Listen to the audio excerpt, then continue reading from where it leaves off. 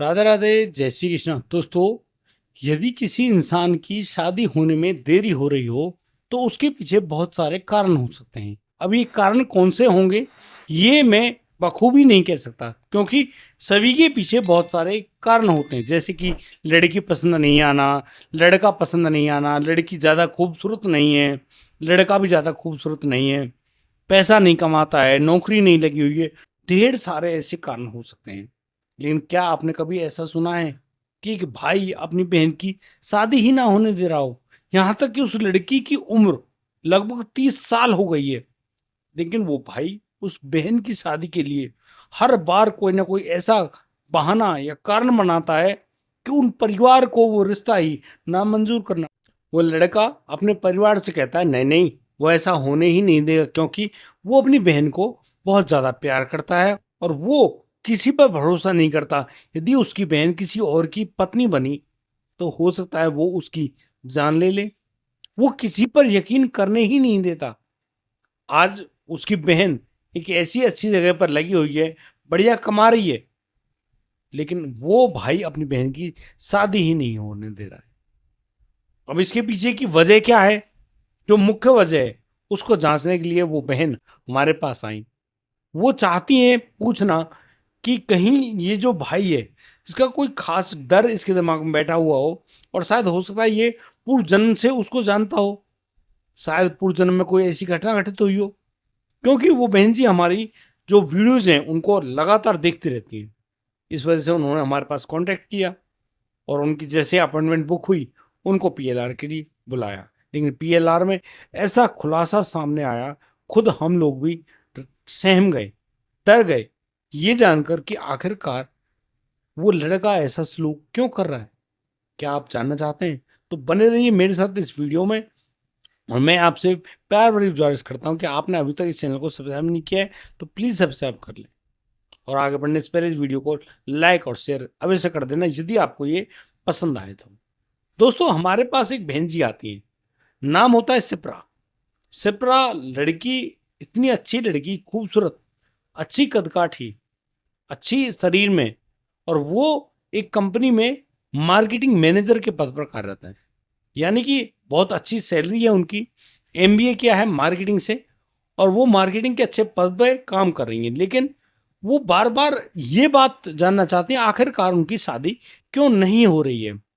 और देखो, जैसे कि उम्र का लहजा होता है, अब 22 23 24 25 तक जो भी शादी आप करना चाहें किसी भी लड़की की, शायद कर देनी चाहिए। उससे ज़्यादा उम्र होती है तो वो थोड़ा ऑड लगने लगता है, उस पर सवाल निशान लगने लगते हैं, उस पर भी, उसके परिवार पे भी, भाई उसकी शादी क्यों नहीं हो रही है? क्या ये परिवार उनकी बेटी की कमाई खाना चाहता है, या फिर उसको योग्य वर नहीं मिल रहा है? कारण क्या है? ये सारी बातें मायने रखती हैं।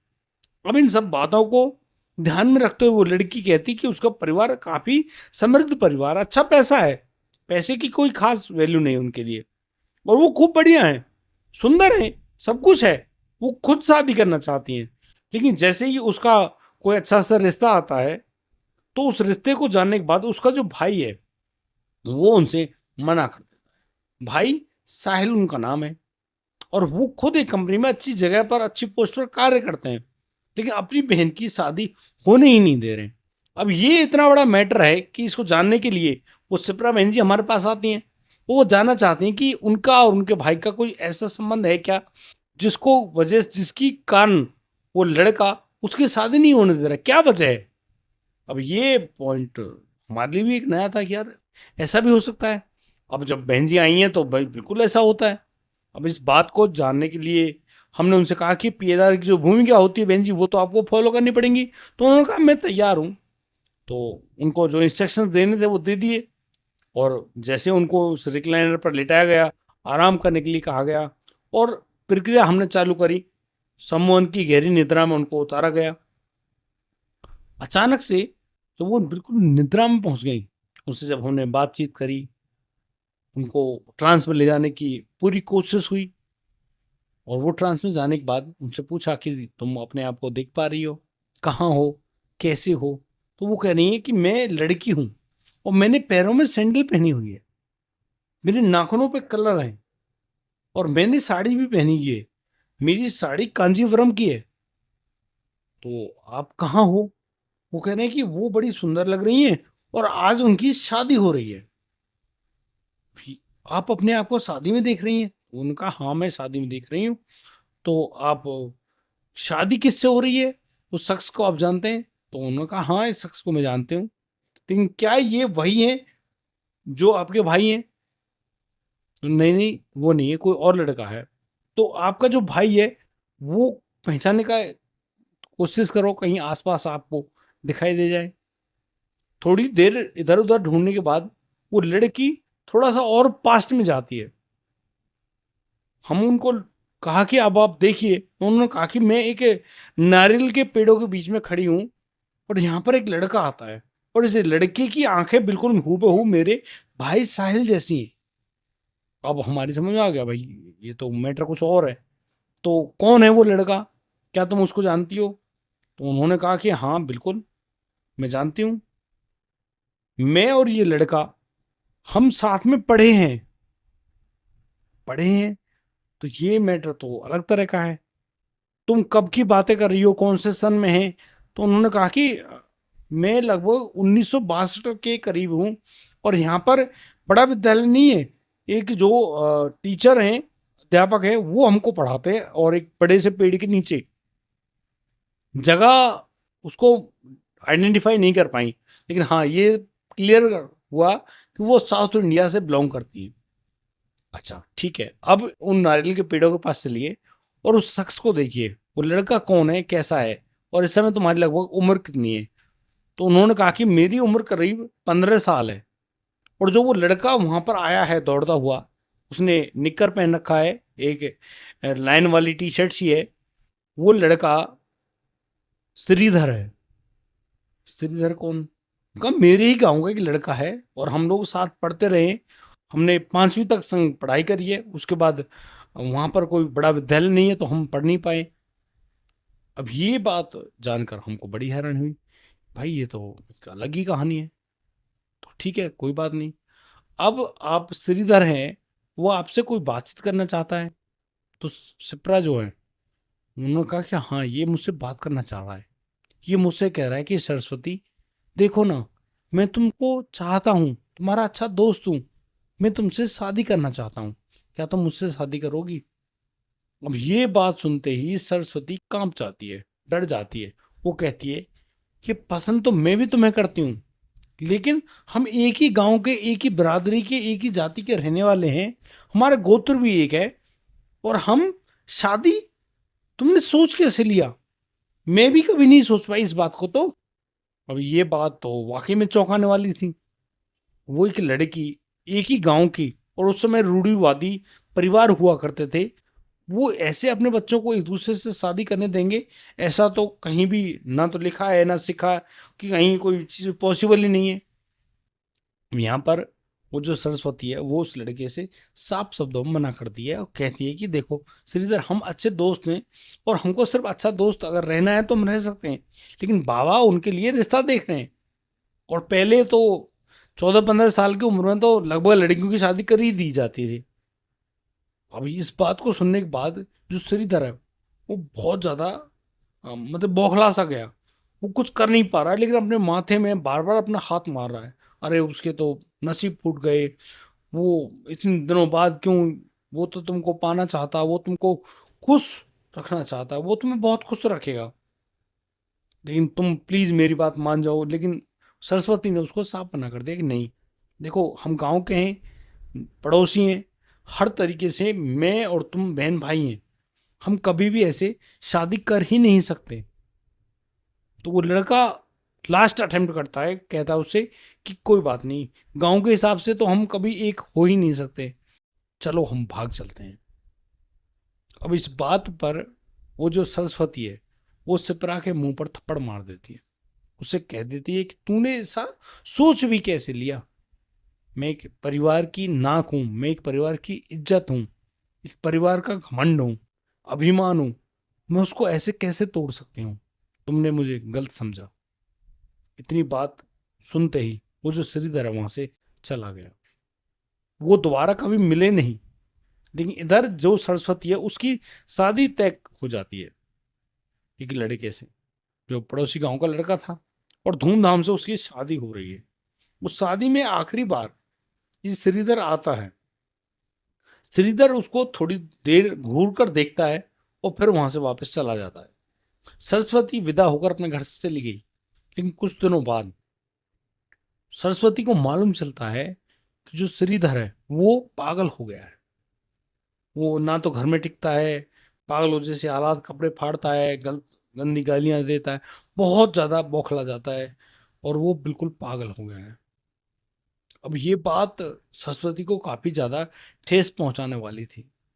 उसने कभी भी ऐसी उम्मीद नहीं करी थी कि वो जो लड़का है वो कभी ऐसा कुछ करेगा भी, या फिर उसके साथ कुछ ऐसा हो जाएगा। अब इसी गम में वो जो लड़की है सरस्वती, वो बीमार होने लगती है। उसको भी कुछ टेंशन टाइप की दिक्कतें हो जाती हैं।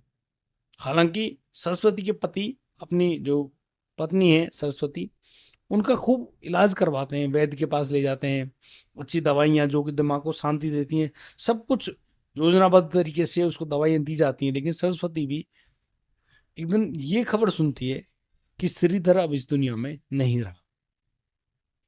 जब से उसने ये खबर सुनी, सरस्वती को काटो तो खून नहीं, उसका स्वास्थ्य बिल्कुल गिरते हुए चला गया, और ऐसा गिरा कि वो दोबारा खड़ी ही नहीं हो पाई। ना ही उसके स्वास्थ्य में कोई अच्छा इजाफा हुआ कि वो ठीक हो जाए, ऐसा कुछ नहीं हुआ। और फलस्वरूप सरस्वती भी करीब 1 साल बाद इस दुनिया से विदा हो जाती है। इस तरीके से वो श्रीधर और उसकी जो प्रेमिका, कहूँगा ये तो मेरी गलत फहमी होगी, मैं यही कहूँगा कि उसकी बहन सरस्वती इस दुनिया से विदा हो जाते हैं। और फिर उन्होंने एक घर में जन्म लिया। अब जिस घर में वो सिप्रा जन्मी है वो गाजियाबाद का एक खास इलाका है। उस इलाके में सिप्रा तो जन्मी, उसके साथ उसका भाई भी जन्मा, यानी कि ये जुड़वा बच्चे पैदा हुए। और इनका भरण पोषण परिवार में पालना, सिप्रा भी बड़ी हुई, साहिल भी बड़ा हुआ, और अब बड़े हुए हैं, उम्र भी हुई है, सब कुछ हुआ है। सिप्रा से बड़ा उसका भाई है, करीब 6 मिनट का फर्क है। अब जो साहिल है, साहिल की शादी हो गई है, साहिल की बीवी भी है, उसके बच्चे भी हैं, लेकिन वो अपनी बहन की शादी होने ही नहीं देता है। वो बहुत सारे ऐसे प्रश्न जनरेट करता है, कहता है यार तुम उसका ढंग से ख्याल नहीं रख पाओगे, तुम कैसे रख पाओगे, बहुत सारे प्रश्न, ऐसे प्रश्न जिनका जवाब शायद कोई दे ही ना पाए। अब ये बात बहुत ज़्यादा मायने रखती है। और आपको मैं बता दूं कि सिप्रा भी बड़ी हैरान है कि वो लड़का उनका भाई बनकर अब पैदा हुआ है। फिर हमने सिप्रा से पूछा कि आप कुछ और देखना या जानना चाहती हैं, तो सिप्रा ने मना कर दिया। सिप्रा को ट्रांस की भूमिका से वापस लाया गया। सिप्रा बड़ी हैरान है, चेहरे पर एक अलग संतोष भी है और हैरानी भी है। वो हमारे सामने बैठी, बात करने लगी कि सच में सर ऐसा हो सकता है। तो हमने उनको स्पष्ट कहा कि बिल्कुल ऐसा हो सकता है, क्योंकि आपका जो रिलेशन था, वो रिलेशन, आप एक दूसरे को प्यार करते हैं, ये भाई बहन भी प्यार करते हैं, ये माँ बेटा भी प्यार करते हैं, ये बाप बेटी भी प्यार करते हैं, सभी का प्यार होता है। और प्यार करना, जो प्यार है ना, इसको प्यार बोलना एक चौथाई होगी, रियल में ये प्यार नहीं, ये प्रेम है। और प्रेम के लिए त्याग बहुत जरूरी होता है। एक पिता अपने बच्चे के लिए दिन रात कमाता है, अपने बच्चे की हर इच्छा को पूरी करता है, क्यों? उसका प्रेम है। अपने बच्चे की चाहत को पूरा करने के लिए चाहे उसका कुछ भी हो जाए, वो सब कुछ सहन कर लेगा, उसको कोई दिक्कत नहीं है। लेकिन वो अपने बच्चे से जुदाई बिल्कुल सहन नहीं कर पाएगा। ये प्रेम है, माँ बेटी का प्रेम है, एक बहन भाई का प्रेम है, और अपार प्रेम है। इसका कोई मीटर नहीं है जिसको नापा जा सकता है। शायद श्रीधर और सरस्वती के बीच में कुछ ऐसा प्रेम रहा हो, या फिर उनकी निगाह में कुछ और वासना थी, या फिर कुछ अलग तरह का अट्रैक्शन था। इस बात को जानने के लिए हमने शिप्रा जी से पूछा कि शिप्रा, कहीं ऐसा तो नहीं है कि आपका जो भाई है साहिल आप पर गलत नजरें रखता हो? क्योंकि मैं इस प्रश्न को इसलिए पूछ रहा हूँ ताकि इससे अवेयरनेस बढ़े। आपके लिए आपके भाई पर मैं प्रश्न चिन्ह नहीं लगा रहा हूँ। तो इस पर जो शिप्रा है थोड़ी शांत हुई और फिर तसल्ली से कहने लगी, नहीं, उनका जो भाई साहिल है बहुत ही बड़ा कदरदान है उनका, बड़ी कदर करता है, अपनी बीवी से ज़्यादा कदर करता है, हर इच्छा को उसको पूरी करने की कोशिश में होता है। और वो अपनी ड्यूटी पर जाता है, मैं उसके साथ गाड़ी में जाती हूँ, पहले मुझे वो मेरी ऑफिस छोड़ता है, फिर उसके बाद वो अपनी कंपनी जाता है, वहाँ से आता है तो मुझको लेके वापस आता है और मेरी केयर ऐसी करता है कि मुझे कुछ हो ना जाए। बहुत गजब की केयर। लेकिन कहते हैं कि ऐसा केयर करना हो सकता है कुछ और चीज़ पाने के लिए हो। अब मेरी बात को समझ रहे होंगे। लेकिन यहाँ पर सरफराज जी ने बिल्कुल क्लियरली कहा कि नहीं, वो एक अच्छा भाई है और ऐसा भाई इस दुनिया में बहुत मुश्किल से मिलते हैं। बहुत गजब का भाई है, हर तरह की मेरी इच्छाओं की पूर्ति करता है, लेकिन आज तक मैंने उसकी निगाहों को मेरी तरफ उठते हुए नहीं देखा है। बहुत ही सब्र से, तसल्ली से मेरा भाई मेरी ज़िंदगी में रहता है और मैं भी चाहती हूँ कि अब मैं शादी ना करूँ, अपने भाई के साथ ही रहूँ। और जैसे कि हमारा परिवार है, बड़े प्यार से जीवन काटते हैं, मैं भी चाहती हूँ कि मैं भी उनके साथ ही जीवन काटूँ। तो अब शिप्रा जी को वो जवाब मिल चुका था जो उनको परेशान करता था। एक ऐसा प्रश्न कि उनकी शादी क्यों नहीं हो रही, उसका भाई शादी क्यों रोकता है, बहुत सारी वजह हो सकती हैं। लेकिन उन सभी का कारण आज जब शिप्रा जी ने जाना, तब जाकर उनको संतुष्टि हुई कि ठीक है, वो सही है और शायद हो सकता है उनका भाई कुछ बेहतर ही चाहता हो। तो वो अपने भाई के साथ हैं, उनको कोई दिक्कत परेशानी नहीं है। और इतनी बातों को कहकर शिप्रा जी ने बड़े प्यार से हमसे विदा ली और हम भी बड़े खुश हुए कि शिप्रा जी को उनका जो प्रश्न था उसका उत्तर बखूबी मिल सका। शिप्रा जी बिल्कुल ठीक है, बढ़िया तरह से वापस अपने घर के लिए रवाना हो गई। दोस्तों, ये तो था पीएलआर, लेकिन मैं आपसे अब कुछ छोटी सी बातें करना चाहता हूँ। वो बातें कुछ ऐसी हैं कि हमको जो प्रेम है, हम प्रेम का भाव नहीं समझते। हम हमेशा देखते हैं कि हमारा अट्रैक्शन है, हम मैं उस शरीर को पाना चाहता हूँ या चाहती हूँ, मेरे शरीर के अंदर हवस है, वासना है और मैं उसको सिर्फ भोगना चाहता हूँ या चाहती हूँ। ये अलग चीज है, ये प्यार नहीं, ये ढोंग है, दिखावा है और ये किसी के साथ भी हो सकता है। और आज के समय में सबसे ज्यादा यही ढोंग दिखावा हो रहा है। शरीरों की चाहतें बढ़ गई हैं। कोई किसी से प्रेम करता है, ऐसा प्रेमी बहुत मुश्किल है। ऐसा प्रेमी जो अपने प्यार को, सिर्फ अपने प्यार को खुश देखने के लिए खुद को मिटा दे, सिर्फ खुश देखने के लिए, ऐसा मिलना बहुत मुश्किल है। अब तो मिलते हैं, नहीं नहीं, पहले हम ये करेंगे, घर से भागेंगे, हम पहले शरीर में हम बिस्तर होंगे, उसके बाद हमारा प्यार आगे बढ़ेगा। और फिर होता है कि ये साल 6 महीने बाद फिर तो या तो सूटकेस में पैक मिलती हैं, या फिर नाले किसी सड़क पे दुर्घटनाग्रस्त मिलती हैं, या फिर तलाक। और आज भारत के हर एक अदालत में कम से कम 150-200 से ज्यादा ऐसी पेंडिंग फाइल्स पड़ी हैं जिनमें सिर्फ डिवोर्स है। उनको डिवोर्स लेना है, फिर शादी क्यों की? क्योंकि ये लव मैरिज थी। अब लव मैरिज में लव कहाँ है भाई, और मैरिज हुई कहाँ? नहीं, सिर्फ आपने अपनी इच्छाओं की पूर्ति करी है, नथिंग एल्स, इसके अलावा और कुछ तुम्हारे पास नहीं है। बाकी मेरी जो भावना थी मैंने आपको बता दी। आप लोग इन बातों से एग्री करते हैं तो मुझे प्यारा सा कमेंट जरूर लिख भेजें और मैं स्वागत करता हूँ। आप मेरे लिए जो भी अच्छी अच्छी कमेंट लिखते हैं उसके लिए तहे दिल से धन्यवाद। और बहुत जल्दी ही हम एक नया चैनल स्टार्ट करने वाले हैं, उस पर हम कुछ और अनोखे ऐसे किस्से लेकर आने वाले हैं और मैं आपसे कहूँगा कि उस किस चैनल के बारे में जानकारी हम आपको दे देंगे। आप अपना प्यार हमें उस चैनल पर भी दिखाइएगा। आज के लिए सिर्फ इतना ही। राधे राधे, जय श्री कृष्णा।